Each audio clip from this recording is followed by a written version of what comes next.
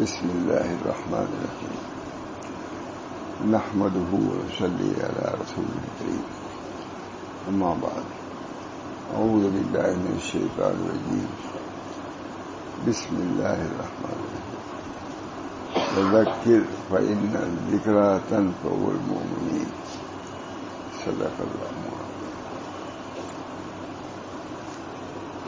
آپ حضرات کو معلوم ہی ہے کہ طویل سفر سے آیا ہوں۔ ظاہر بات ہے کہ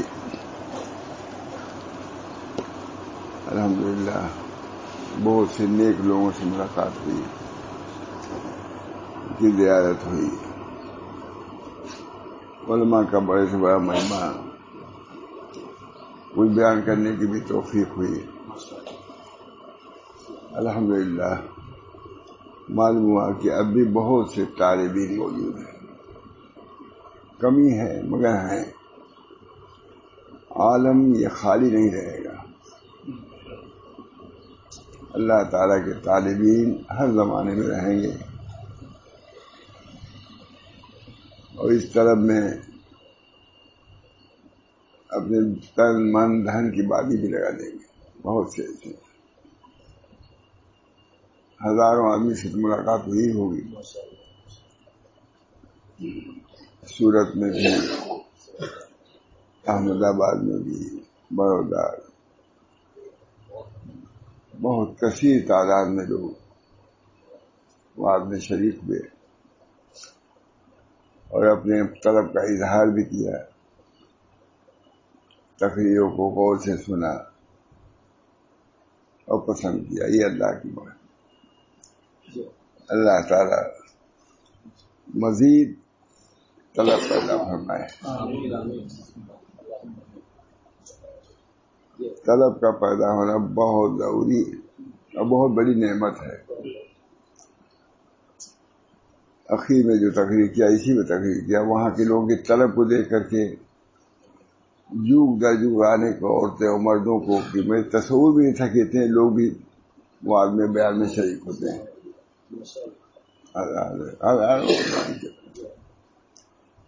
تو میں نے بیان بھی تقریر پر کیا، جو سمجھ میں نہیں آتا تھا کیا بیان کریں۔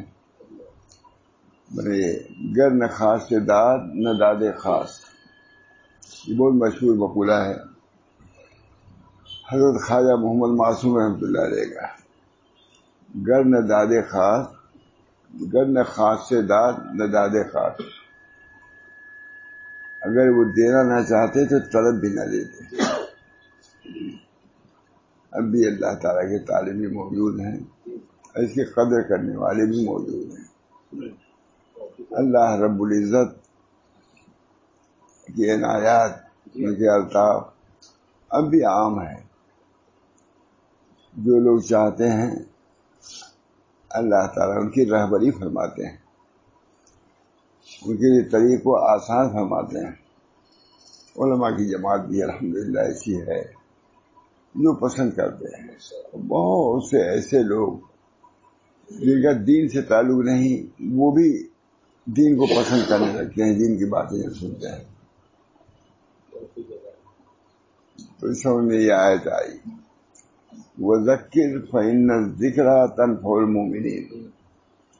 اللہ تعالیٰ ارشاد فرماتے ہیں، وَذَكِّرْ، آپ ان لوگوں کے کہنے سننے سے مایوس نہ ہوں، دل تنگ نہ ہوں، پریشان نہ ہوں۔ آپ کے احباب موجود ہیں، آپ ان میں تذکیر کام جاری رکھیے، آپ کا کام اتنا ہی ہے۔ کون مانتا ہے کون نہیں مانتا، اس کی تو توجہ نہ کیجیے۔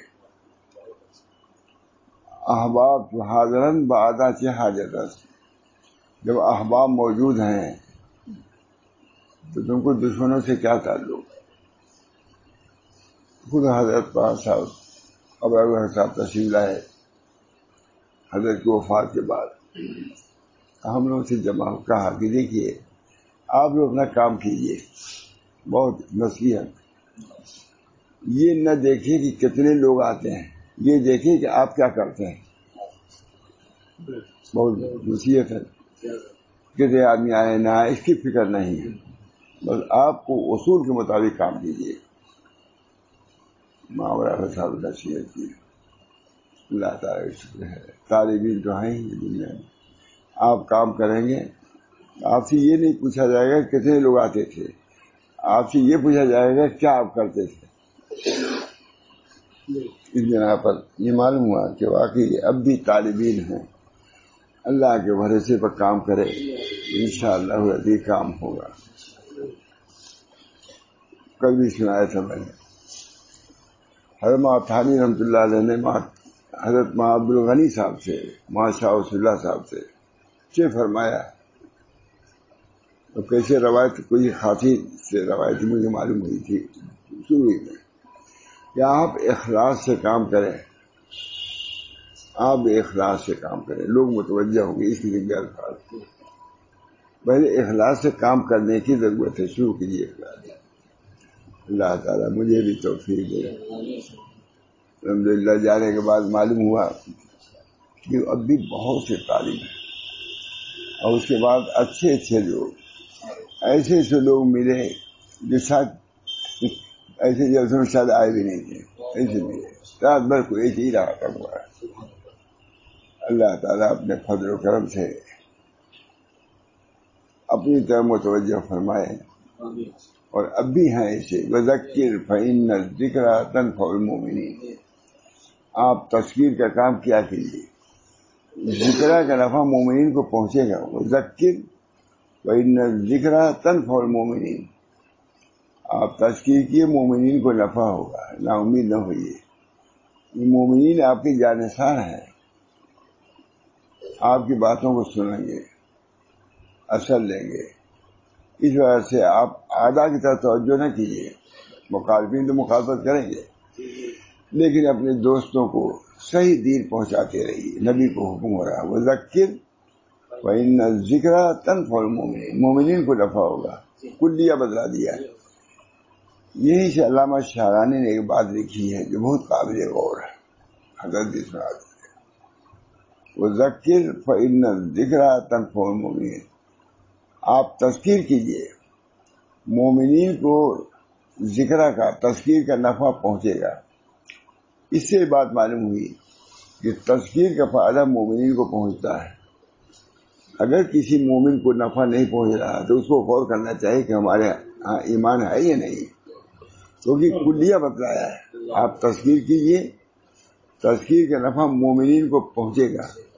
اگر کسی مومن کو نہیں پہنچ رہا ہے تو اس کو غور کرنا چاہیے اپنے ایمان میں. یہ کلیہ اللہ نے بتلایا کہ مومنین کو نفع پہنچے گا. اگر کسی کو تذکیر کا, آواز کا, بیان کا نفع نہیں ہوتا تو اس کو غور کرنا چاہیے اپنے ایمان پر. جس کو میرا خیال ہے کہ وہاں سے آدمی نے بیان کیا تھا کوچی میں بھی, تو میں سن چکا تھا حضرت وغیرہ سے. اور ایک بات انہوں نے نئی بات کہی وہاں حضرت صاحب نے کہ آپ تذکیر کیجئے, تذکیر کا نفع مومنین کو ہوگا. ایک طرفہ ہی بیان ہے. مولانا نے فرمایا کہ جو مذکر ہے اس کو بھی دیکھنا چاہیے کہ ہمارے تذکیر کا نفع کیسے ہوگا. خود وہ عمل پیرا ہوگا تب نفع ہوگا. وہ نبی کو کہا جا رہا ہے, نبی کو کہا جا رہا ہے کہ آپ تذکیر کیجئے نفع ہوگا. آپ مذکر اس میں نہیں ہیں. جب مذکر ہیں تو وہ صفات جو نبی کے اندر پیدا کرنی ہوگی تب نفع ہوگا. صرف الزام مومنین پر نہیں ہے بلکہ مذکرین پر بھی ہے. مذکرین کو بھی اسی درجے کا ہونا چاہیے. بہت گندہ بات مخالف. ہم تو ایک طرف تذکیر ہم کرنا ہے, نفع ہو رہا ہے نہیں. آپ خود دیکھیے, وہ نبی کو حکم ہو رہا ہے کہ آپ تذکیر کیجئے, تذکیر کا نفع, تو اسی شان کا آپ کو بھی ہونا چاہیے کہ تذکیر کا جو حق ہے اس کو ادا کریں آپ. اللہ ہم سب کو توفیق کا بہت بڑی بات ہے. اللہ تعالی ہم سب لوگوں کو نبی تذکیر ہی کے لیے آتا ہے. ہم لوگ یہی اسی سڑک پر حافظ وزیر صاحب کا مکان ہے, تو بہت تھے, ماں برابر صاحب بھی تھے, ماں علی میں سبھی تھے بڑے, وہی اجتماع ہوتا تھا حافظ وزیر صاحب. ایک آدمی امرود بیچنے والا تھا, بار بار کہتا تھا کہ الہ آبادی امرود ہے, الہ آبادی امرود, بار بار. مولانا ابراہیم صاحب نے کہا کہ یہ تذکیر کر رہا ہے, کہ آپ لوگ الہ آباد میں ہیں، یہاں امرود ملتا ہے، یاد دلا رہا ہے کہ امرود لے لیجیے، یہ الہ آبادی امرود ہے، کہا یہی تذکیر ہے۔ بعد دفعہ نہیں التفات ہوتا ہے، تو وہ امرود والا یاد دلا رہا ہے آپ کی الہ آباد میں ہے، یہاں امرود ملتا ہے۔ بس مولانا کا ایک خاص انداز تھا۔ اللہ تعالی ہم سب لوگوں کو صحیح طور سے تذکیر کرنے کی بھی توفیق دے اور اسے اصل لینے کی بھی توفیق دے۔ بہت بڑی بات ہے۔ ایمان ہوگا تو ضرور اس سے یہ معلوم ہوا کہ الحمدللہ اب بھی ایمان ہے۔ اس تذکیر کو لوگ اچھا سمجھتے ہیں، ازدحام ہوتا ہے۔ جہاں میں گیا تھا ابھی ترکے سر، بہت بڑی جگہ، پورے اس میں لوگ کہتے ہیں کہ آج تک اتنا بڑا اجتماع ہوا ہی نہیں، سب آدمی ہزار لوگوں کو خیال ہے کہ آج تک اتنا مدرسہ ہے 40-50 سال کبھی اتنا بڑا اجتماع نہیں۔ یہ اللہ کی شان ہے۔ اس حقیر کی باتوں کو سننے کے لیے اتنے علماء، اتنے مشائخ، میں اس لائق نہیں، لیکن اللہ تعالیٰ نے توفیق دیا، سب سنتے ہیں۔ اتنے علماء پہنچانے صبح آئے تھے کہ میں کہہ نہیں پورا پڑے کہتے مولانا آپ جا رہے ہیں، بار بار جا رہے ہیں۔ اللہ تعالیٰ مجھے بھی توفیق دے صحیح طور سے کام کرنے کی، اور اللہ قبول فرمائے۔ یہ تھوڑی سی بات کر دیتا ہوں، دیر بھی ہوتی ہے لوگوں کو۔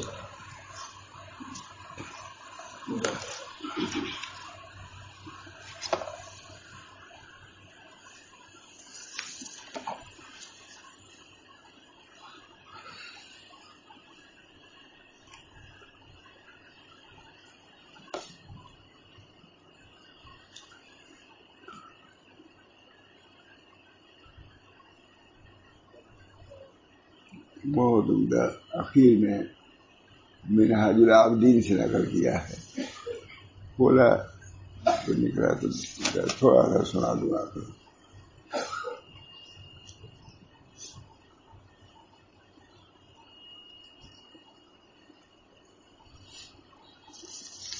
بہت ہی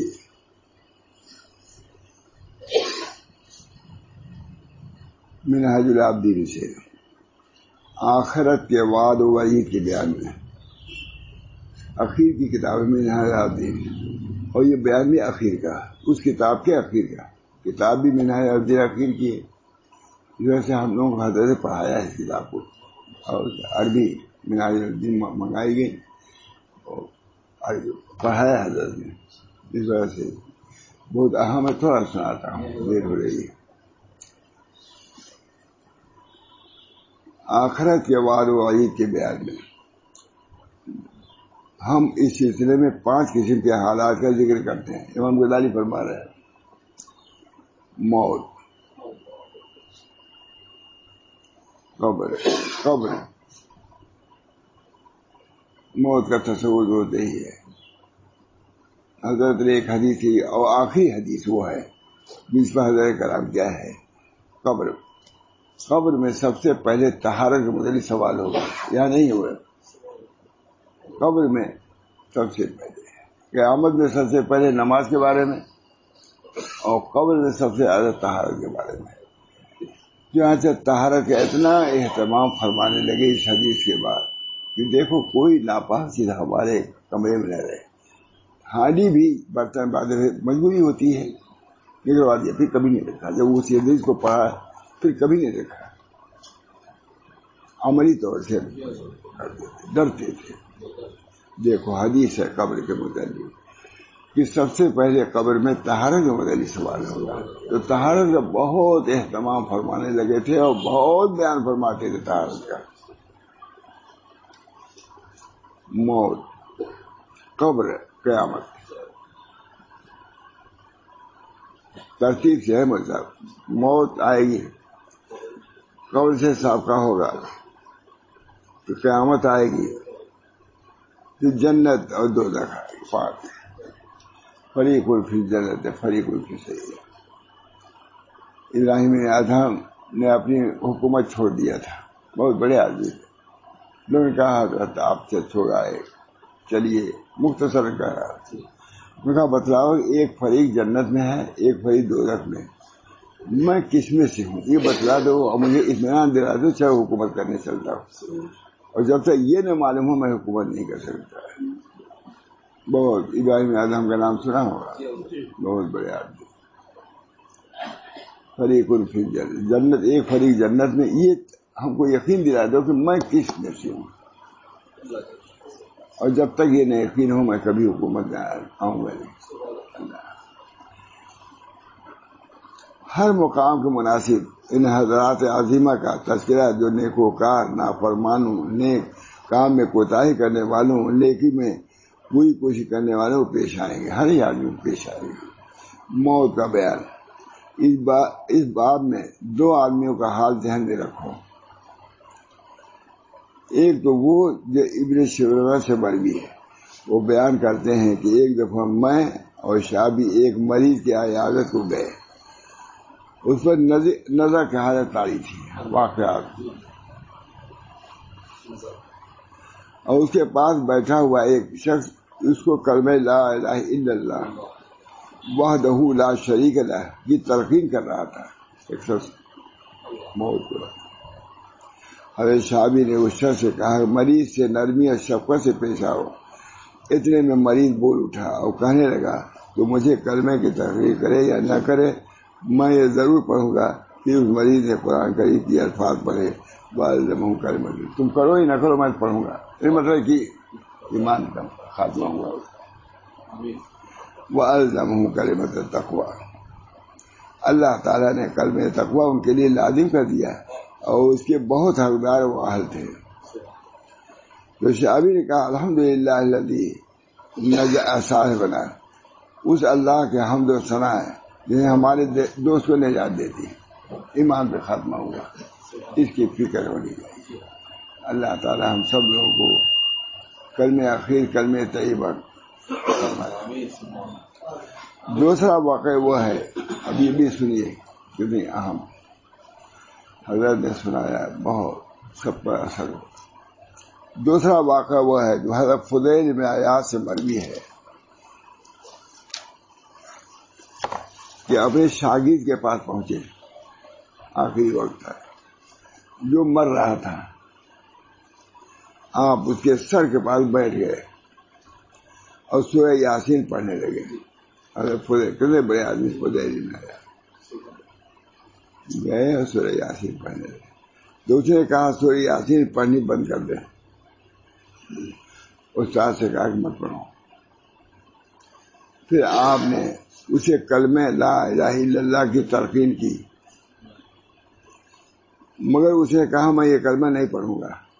پہلے والا تو یہ ہے کلمہ پڑھا، خوش ہوا، تلقین کی. دوسرے دیکھ رہے ایک قبر والے کا یہ حال ہے، موت والے کا، دوسرے کا یہ حال ہے. میں اسے کہا میں یہ کلمہ نہیں پڑھوں گا، میں اس سے بیدار ہوں. شاگرد فضیل ابن عیاض کا شاگرد، کتنے بڑے آدمی، یہ نہیں کہ واقعہ سناتا ہے ڈاکو تھے، کتنے بڑے ولی اللہ ہوئے، بہت بڑے آدمی ہیں. یہ نہیں پڑھوں گا، میں اس سے بیدار ہوں. اور ان الفاظ پر اس کی موت واقع ہو گئی. حضرت فضیل بن عیاض کو اپنے شاگرد کے برے خاتمے کا سخت صدمہ ہوا. میرا شاگرد اور ایمان پہ خاتمہ اس کا نہیں ہوا. اور 40 روز تک اپنے گھر سے باہر نہ نکلے. اپنے شاگرد کے حال میں اندر ہی بیٹھ کر روتے رہے، کیا ہو گیا میرے شاگرد کو. 40 دن کے بعد خواب میں دیکھا کہ اس شاگرد کو فرشتے دوزخ میں گھسیٹ کے لے جا رہے ہیں. آپ نے اس سے دریافت کیا کس وجہ سے اللہ تعالیٰ نے میری معرفت سلب کر دی. ہماری خدمت میں رہتا تھا، یہ معرفت کیسے سلب ہو گئی تمہاری خواب میں؟ حالانکہ تم میرے صاحب علم اور لائق ترین تلامذہ میں سے تھے، لائق شاگرد تھے، لائق ترین شاگرد ہوں. اس نے جواب دیا 3 عیوب کی وجہ سے. یہ سب چیزیں بھی اللہ تعالیٰ منکشف کر دیتے ہیں کہ ہم لوگوں کے لیے عبرت و نصیحت ہو. بہت سے لوگ مشائخ کے یہاں رہتے ہیں، مجھے ہم تو رہی ہیں، رہے نہیں، معلومات تو بہتوں پہ کیا کیا ہر جگہ کچھ ایسے لوگ رہتے ہیں، ہر جگہ لوگوں کو کچھ کام ہی نہیں ہے سوائے جوئی کے اور ادھر ادھر کے لگانے کے اور مشائخ کو بدل کرنے کے، اس کے علاوہ کام ہی نہیں ہوتا. زندگی گزری تھی پریشان، حضرت بھی پریشان تھے، خانوی بھی پریشان تھے. حضرت گئے تھے 6 مہینے کے لیے حضرت تھانوی مکہ میں، کہا وہ اشرف علی اب تم چلے جاؤ. اللہ تعالیٰ جگہوں کا نام آ جائے گا اس بنا پر چھوڑتا ہوں گی. ایسے لوگ بھی رہتے ہیں. ایک بڑے بزرگ کیا ہے، ایک صاحب تھے، نماز بھی چھوڑ دیا اخیر میں. لوگوں نے کہا بھائی تم فلاں بزرگ کے نام بھی نہیں لیتا میں مول صاحب، تاکہ اسے بدنی ہوگی کہ ان کے یہاں ایسے لوگ رہتے. کیا نمازی لوگ وہ نماز بھی نہیں پڑھتے، فلاں بزرگ پڑھ رہے ہیں. کہا ہم ایک دن اصلاح کے لیے ان کی خدمت میں نہیں رہے. جو ایک دن رہے گا اس کی اصلاح ہوگی؟ نیت ہی نہیں کیا اصلاح کی. بھائی پہلے تو نیت ہے، کہیں نیت کرے گا اصلاح کی تب تو وہ اصلاح کرے گا. ایک دن کہا اس نے کہ ایک دن بھی اللہ کے لیے اور اصلاح کے لیے میں نہیں رہا. معلوم ہوا کہ ایسے بہت سناتے 3 واقعات تمہارے ساتھ. اللہ تعالیٰ بس حفاظت ہوگا سب کی حفاظت. وہاں کا معاملہ صحیح باقی ہے، جو لوگ گئے ہوئے.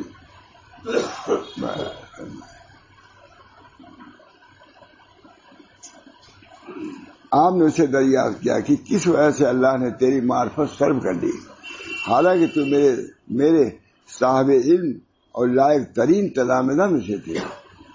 تو اس نے جواب دیا 3 عیوب کی وجہ سے. ایک تو میرے اندر چغل خوری کا عیب تھا، جس کو عام طور سے کچھ نہیں، نمیمہ، چغل خوری، نقل الکلام الی الغیر علی وجہ الافساد. یہ قاموس میں چوری کہتے ہیں نقل الکلام الی الغیر علی وجہ الافساد، یعنی کسی کلام کو پیش کرنا دوسرے کو تاکہ فساد پیدا ہو جائے ان دونوں میں. یہ قاموس نے لکھا مجھے. حضرت کو بڑی فکر رہتی تھی، اس کو قاموس میں دیکھا کہ تو اس میں مجھے یاد ہے نقل الکلام وغیرہ، یعنی فساد پیدا کرنے کے لیے کوئی بات کسی سے نقل کرے، یہ ہے چغل خوری. النمام فاسق ہے کہ حدیث ہے، نمام فاسق ہے. فساد کا مومن مفسد نہیں ہوتا، مسلم ہوتا ہے. اللہ ساتھیوں کو جواب دیا 3 عیوب کی وجہ سے. ایک تو میرے اندر چغل خوری کا عیب تھا کہ میں اپنے ساتھیوں کو کچھ بتاتا تھا اور آپ کو اس کے خلاف بتاتا تھا. ان سے کچھ کہتا تھا، آپ سے کچھ کہتا تھا. بہت. اور دوسرا عیب یہ تھا کہ میں اپنے ساتھیوں سے حسد کرتا تھا. اس کو اگر دیکھا کہ ترقی کر رہا ہے باطن میں، اصلاح کر رہا ہے، اس سے عیب. اگر خلافت اس کو مل گئی تو اور زیادہ اس سے دشمنی. اور تیسرا یہ عیب تھا کہ مجھے ایک بیماری تھی، میں نے اس بیماری کا حکیم سے علاج پوچھا تو اس نے کہا سال میں 1 دفعہ 1 گلاس شراب پی لیا کرو، تب صحت یاب ہوگا، ورنہ یہ بیماری تجھے نہیں چھوڑے گی. تو ہر سال میں 1 گلاس شراب بھی پیتا تھا. چغل خوری کرتا تھا، حسد کرتا تھا. یہ اللہ تعالی ہمیں اپنی ناراضگی سے بچائے جس کے ہم متحمل نہیں ہو سکتے. جب یہ عیوب ہوں گے تو اللہ کی رحمت مبذول نہیں ہوگی. ان رحمت اللہ قریب من المحسنین. محسن وہی ہیں جو لوگوں کے ساتھ احسان کا. اللہ کے ساتھ بھی احسان کا معاملہ، ان تعبد اللہ کا اللہ کے ساتھ یہ احسان اللہ کے ساتھ، اور لوگوں کے ساتھ اچھا معاملہ کرنا. اللہ تعالی ہمیں اپنی ناراضگی سے بچائے جس کے ہم متحمل نہیں ہو سکتے. خود لکھ رہے ہیں اللہ تعالی ہمیں اپنی ناراضگی سے بچائے جس کے ہم متحمل نہیں ہو سکتے. میں نے اس پر لکھ دیا فائدہ۔ معلوم ہوا کہ بڑے سے بڑا بزرگ کے پاس رہنے کے باوجود جب تک آدمی اپنی اصلاح نہیں کرتا تو اس کا خمیازہ بھگتنا ہی پڑتا ہے۔ نیت کرو گے تب رہو۔